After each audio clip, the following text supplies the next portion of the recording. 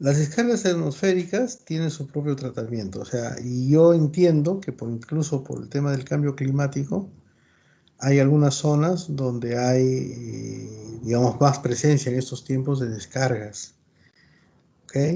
Entonces, los sistemas, digamos, de alguna manera de protección, en el caso de descargas eléctricas, yo, o sea, no soy un recontra especialista, pero aquí voy a tratar de decirles algo que me parece que es bastante razonable, ¿no?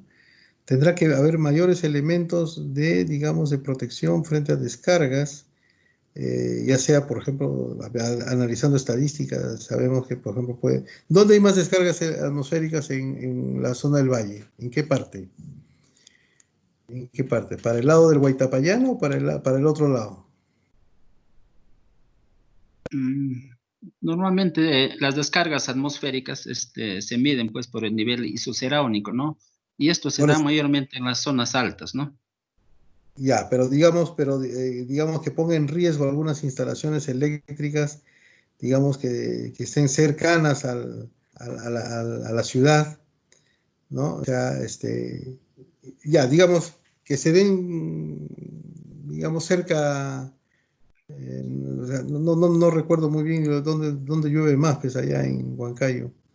Yo, por ejemplo, me acuerdo dónde habían más descargas atmosféricas en Huaraz, me acuerdo que había más descargas atmosféricas en la zona de la Cordillera Negra. No sé por qué, pero bueno. Pero ya, esa es, digamos que todo una especialización. Pero digamos, si se pone más protección como temas de pararrayos, se mejoran las puestas a tierra, o sea, hay una inversión mayor para proteger por ese motivo, sería un primer paso, ¿no? Y después el otro paso es, pues, digamos, de alguna manera, establecer los elementos, los sistemas de protección adecuados para las redes, ¿no? Es preferible deslastrar una parte de la red o tener criterios de rechazo, digamos, no voy a decir automático, pero digamos deslastramiento de algunas partes de la red o sistemas, digamos, de alguna manera más inteligentes o más especiales de protección, ¿no? Con tal de salvar, digamos, la mayor cantidad de carga, ¿no? Porque, digamos, eso es intermitencia, ¿no? Bueno, eso, digamos, no es muy, digamos, cotidiano. Pero digamos eso, ¿no? O sea, ahora, yo sé que han estado trabajando pronósticos de descargas y en el mundo existe eso, ¿no? El pronóstico de las descargas.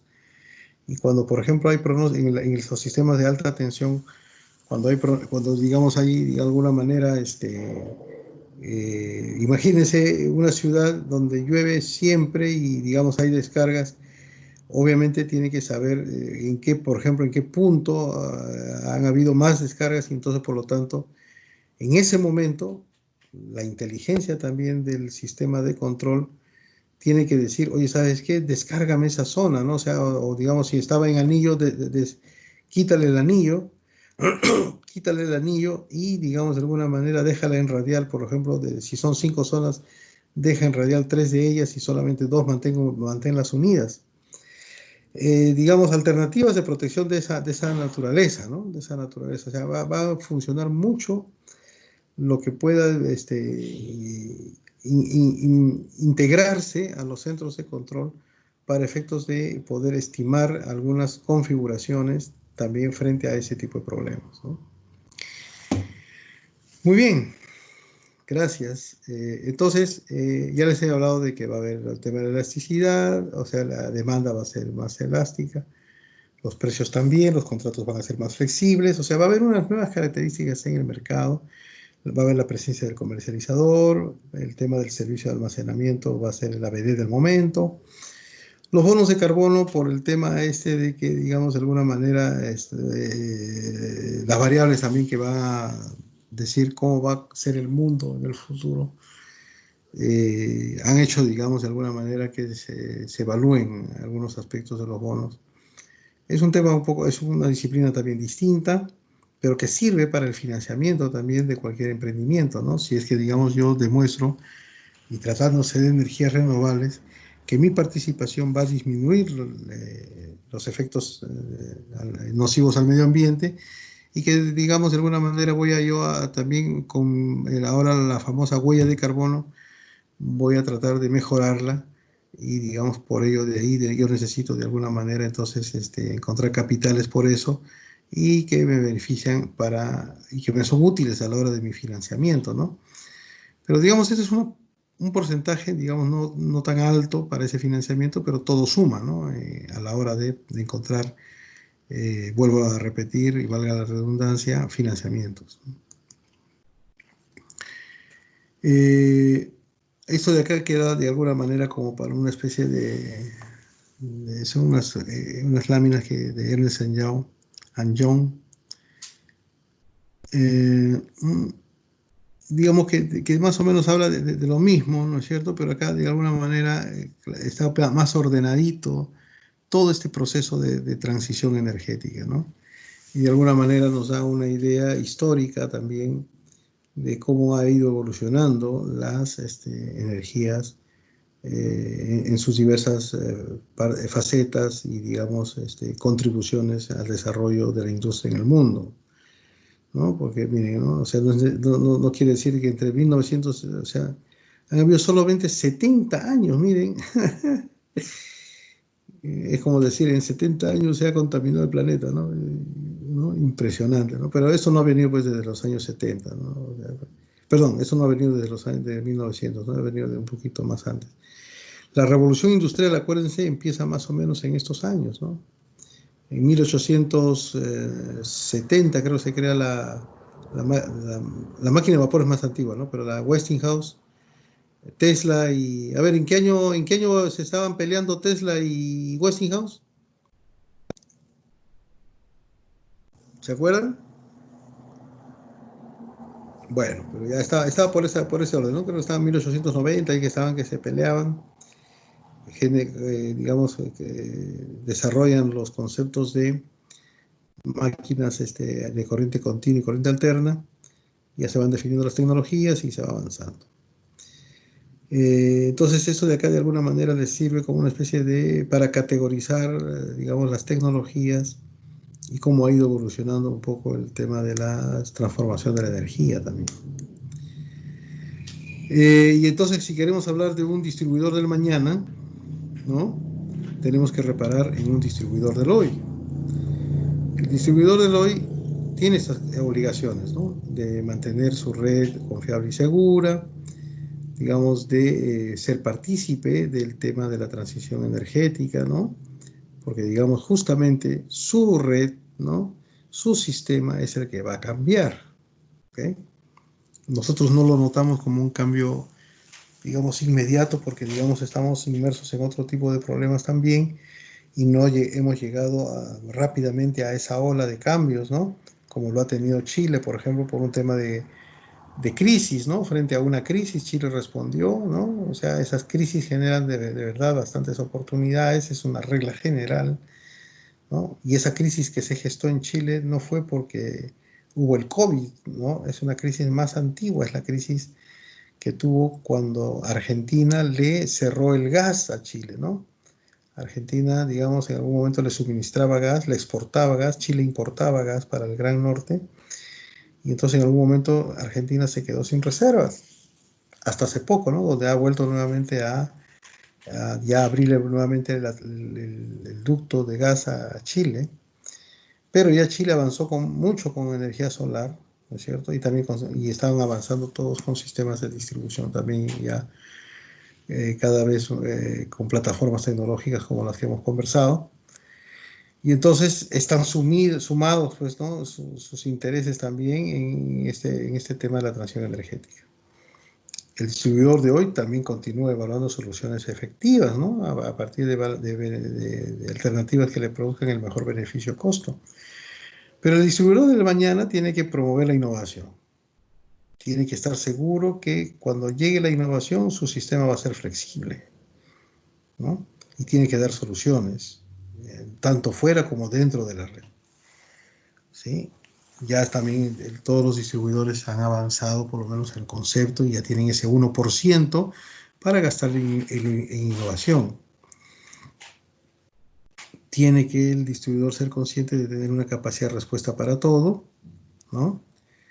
Y, digamos, de alguna manera, tiene que ya tal vez aceptar lo que también hemos mencionado, que a lo mejor solamente va a gestionar sus redes y que no va a ser el comercializador, con la finalidad de lograr siempre resultados eficientes. Para esos tres proyectos, digamos, en algún momento han mencionado que estamos con un avance, no Perú, sino es un balance promedio, de que, digamos, de alguna manera, o sea, esta estadística nos dice, ¿no? Hay un 71% que ausencia de datos para controlar la configuración del sistema, o sea, falta avanzar o sea, se ha avanzado un 29%, ¿no es cierto?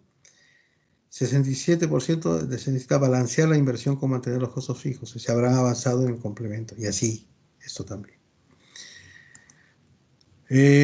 Hay muchos aspectos en los cuales de alguna manera se han venido trabajando siempre, ¿no?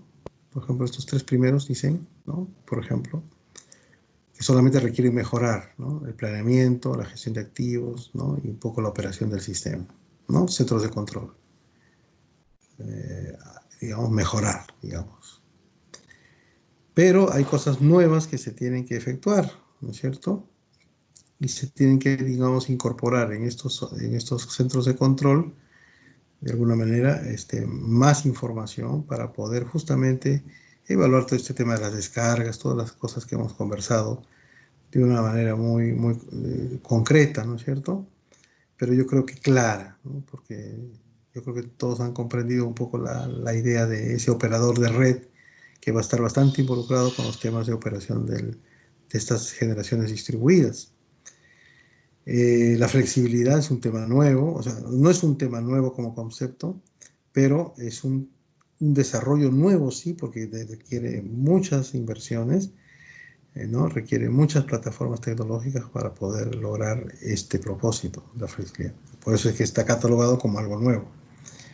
Y los procesos comerciales, vuelvo a insistir, ¿no es cierto? Los contratos flexibles y todas esas cosas, y tal vez mucha información digital para estos temas, y también es algo nuevo.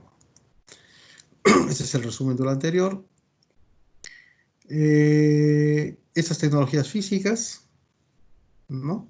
Esas tecnologías físicas van a convivir con tecnologías digitales, ¿ok? Esta figurita se parece un poquito al coronavirus, ¿no? Perdón, con tecnologías digitales, pero cada tecnología digital va a estar de alguna manera con sus hermanitas físicas, digamos, enlazando un modelo de negocio, ¿no? Y para ello van a soportarse en un desarrollo tecnológico que va a estar clasificado, en este caso, ¿no? Clasificado como plataforma B, ¿no? Otras tecnologías digitales van a estar también enlazadas a tecnologías físicas y van a desarrollar un modelo de negocio a través de otra plataforma. ¿Ok? Entonces, más o menos esta es la forma de cómo se están organizando lo que está en estos momentos.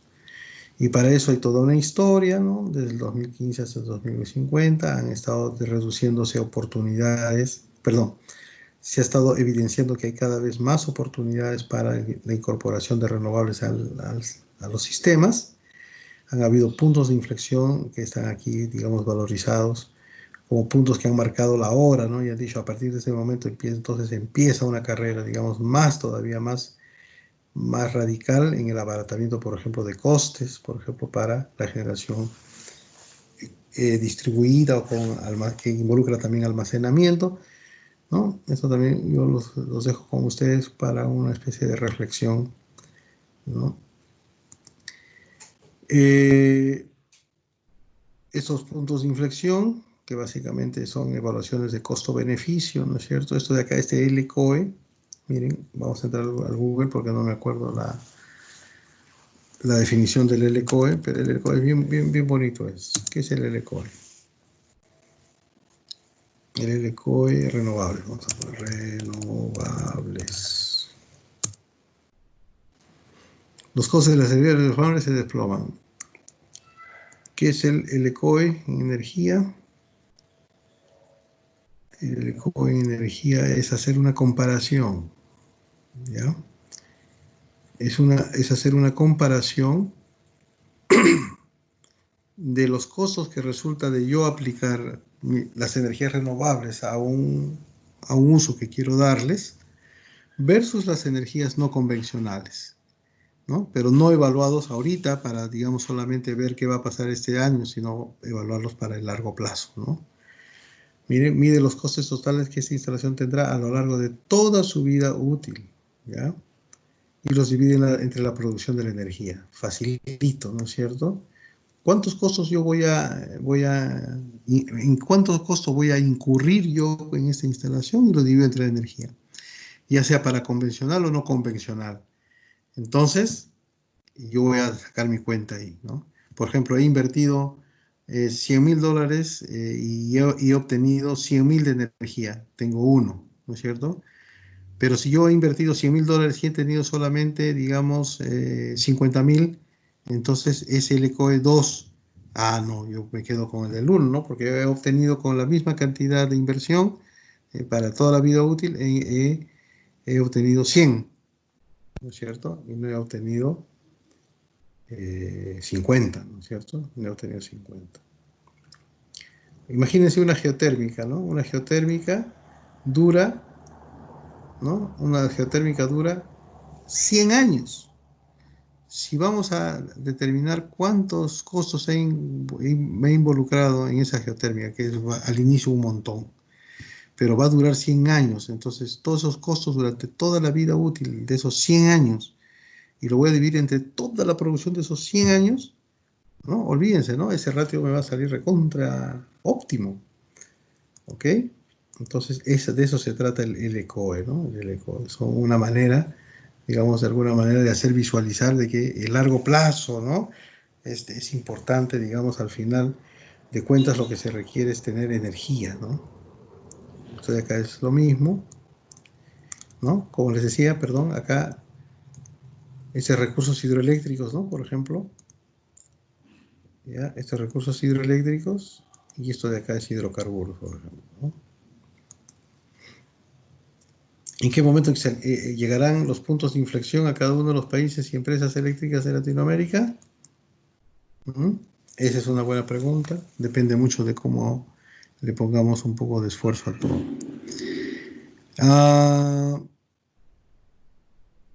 Esto de acá es algo más específico, ¿ya? Dada ya la hora y dada ya los esfuerzos. Creo que ya todos tenemos un poquito de hambre porque miren, faltan poquitas láminas, ¿no? O sea, podemos volver a repasarlas. Yo creo que desde aquí, para hacerlo un poquito más interesante, aunque no vamos a tener mucho tiempo la próxima clase, pero tal vez estas últimas 4 láminas, ¿ya? Las vamos a repasar en la siguiente clase. ¿Alguna consulta? Estoy a su disposición, estimados colegas.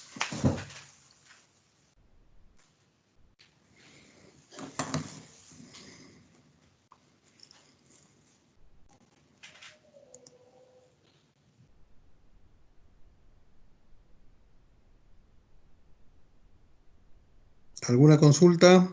Neider, ¿cómo vamos? Sus grupos, por favor, tienen que enviarme cada uno sus grupos o Neider va a enviar la relación de todos los grupos. ¿Cómo es, por favor?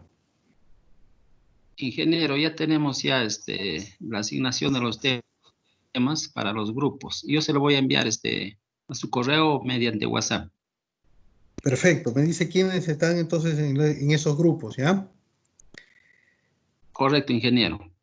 Ok. Entonces, conmigo hasta la próxima, hasta el próximo 11, creo. Si es que no hay alguna duda, yo les deseo un buen fin de semana o un buen feriado también mañana. Por favor, muchas oraciones. ¿Ok? Tenía una consultita sobre el tipo de evaluación que se va a dar la próxima semana. ¿Nos podría ilustrar un poco, por favor? A ver, eh, la, todo va a ser peso 1, ¿ya? O sea, realmente el control de 20 preguntas es muy fácil, ¿ya? Pero ese control no lo van, o sea, va a estar temporizado en la plataforma, o sea, lo van a dar dentro de un ratio de días, en cualquier momento lo pueden efectuar, ¿ya? Después, y digamos, es un control, digamos, muy fácil, ¿no? O sea, repasen las PPTs, ¿no? Y nada más. El examen más importante es el de su control de monografía, porque aquí lo que interesa es un poco que hayan captado, si han podido captar el 10% de todo lo que hemos estado hablando durante las clases, sería fenomenal, ¿no? Sería fenomenal. No es necesario saber todo, es necesario saber bien un concepto, un par de conceptos. O sea, imagínense si de toda la problemática de la distribución hay 100 conceptos y de esos 100 conceptos podemos saber bien 50 de ellos, ya somos unos campeones. ¿Ok? ¿No? Si sabemos 80, ya pues ya somos ya lo máximo, ¿no? Si somos 100, ya pues ahí ya eso no existe. ¿Ah? ¿Ya? No hay nadie que sepa 100. Pues, ya el más genio de los genios puede saber 80, los que estamos dentro del promedio podemos saber 50, pero si ustedes de alguna manera no están muy vinculados a la distribución, pero digamos, ya saben, por ejemplo, 20 y son estudiantes, fenomenal, ¿eh? Eso es muy bueno. ¿Ya? Entonces esa es la idea, ¿no? Entonces a la hora que ustedes se expongan, rápidamente nomás van a centrar su idea principal, o sea, el grupo se va a repartir el trabajo y va a decir, yo voy a hablar de este concepto, yo voy a hablar de este concepto, yo voy a hablar de este concepto. Si el grupo puede se puede poner solamente una lámina por cada uno de los alumnos, sería fabuloso, ¿ya? Pero si pueden poner dos láminas, ya sería ya suficiente. Yo creo que en dos láminas, cada uno de los alumnos puede explayar su concepto. ¿Ya? Su concepto, lo que quiere decir, ¿no es cierto? Mire, ingeniero, acá en este tema de la norma, nosotros hemos dicho que podemos modificar 6 aspectos de la norma, por ejemplo, ¿no? O podemos incorporar al tema de la distribución 3 normas distintas, ¿no? Y dos de los alumnos ha hablado de una norma, el otro de los otros dos de otra norma, y así, ¿no es cierto? Y entonces de cada norma el concepto, ¿no? El alcance de esta norma sería lo siguiente, ¿no? Y su concepto es esto. ¿Por qué? Por esta razón, esta razón, esta razón, esta razón. Se acabó. Ya está. Tiene nota 18. Facilito nomás. O sea, acá se trata de temas de conceptos. ¿Ya? No se trata, digamos, de memorizar una fórmula. No, eso no es así. Así no funciona, digamos la calidad de los profesionales ya en el futuro. Sino se trata de hacer pensar, digamos, de ser bastante, ya, imaginemos innovadores, ¿ya? En algún tema, tampoco, o sea, la innovación tampoco significa descubrir algo, ¿eh? La innovación también podría significar copiar y adaptarlo a la realidad, ¿no? Pero diciendo, ¿no? Esta norma yo la he visto, por ejemplo, en Suecia, y en Suecia, digamos, funciona así, me parece que ese modelo lo podemos aplicar aquí a la realidad de, por ejemplo, a la realidad de Cerro de Pasco, por decir, ¿no? Porque ahí se puede aplicarlo, ¿no? O si no, a la realidad de Puno, ¿no? Donde los puneños son bravos, son muy disciplinados, y entonces los puneños sí lo pueden hacer, por decir, ¿no? Un ejemplo. Y entonces, de esas cosas se trata, ¿no? Y digamos, estas tareitas, estas tareas que me han alcanzado, ¿no? Les ayuda en sus puntos, digamos, de alguna manera, si es que han flaqueado a la hora de la presentación, ¿no? O sea, por ejemplo, yo sé, ¿no? A veces alguien se pone nervioso. La vez pasada también había un señor, el año pasado ahí en Huancayo, ya la exposición fue presencial, y entonces un señor se puso nervioso y comenzó a leer, ¿no? Comenzó a leer todo, leer. Entonces yo le dije, yo no le dije, pues no, señor, usted ha leído todo, no le voy a decir eso, ¿no? Sería descortés de mi parte, ¿no? Pero yo le dije, a ver, le voy a hacer una pregunta, le dije, ¿no? A ver, explíqueme el último párrafo. Y entonces ahí el señor se soltó y dijo, no, el último párrafo yo pienso que es así. Ah, ya, muy bien, un punto más porque no se trata de leer la exposición, sino se trata de exponer una idea. ¿Ok? Entonces, en eso va a consistir, ¿ya? Entonces yo les deseo bastante calma y, digamos, controlen su estrés durante toda esta semana que va a ser corta, ¿no? Porque el día martes recién se empieza a trabajar. Y el día de lunes, mañana, aprovechenlo al máximo, ¿no es cierto? Trate más bien de leer mañana lo de... Ah, ya, a ver. Y básicamente de las preguntas, ¿ya? De las preguntas del control, básicamente todas son de las PPT, ¿ya? En general. Pero voy a tratar de poner una o dos de las tareitas que les he mencionado, ¿ya? Una o dos preguntas de las tareitas. O sea, o sea, de todas maneras tienen que leer el libro blanco, que estaba, como ustedes verán, bastante vinculado a lo que hemos hablado, y el decreto ley 1221, que también lo hemos repasado ya bastante. Yo creo que ya ni siquiera leen, ni siquiera, si quieren ya no lean el 1221, porque ya todo lo casi lo hemos dicho, pero el libro blanco sí, ¿no? El libro blanco sí. Yo lo que les he pedido es saber qué concepto les es más interesante y explíquenlo, que esté tanto en el libro blanco como en la 1221.